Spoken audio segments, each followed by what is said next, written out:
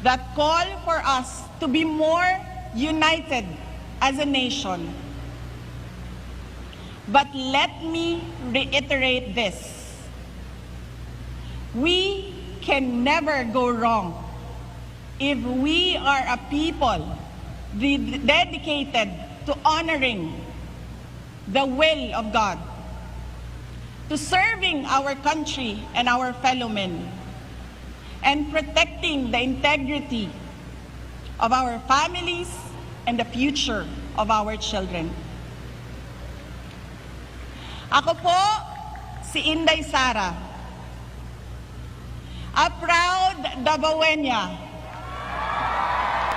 very proud, a proud Mindanaon.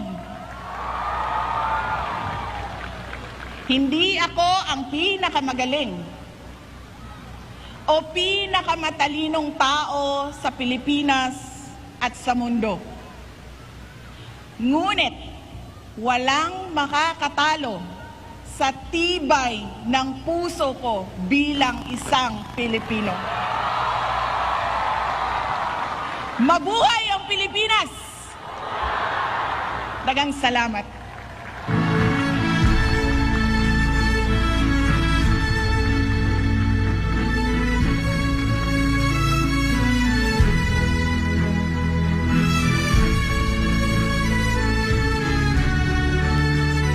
Thank you very much, Vice President-elect Sara Zimmerman Duterte, for your message.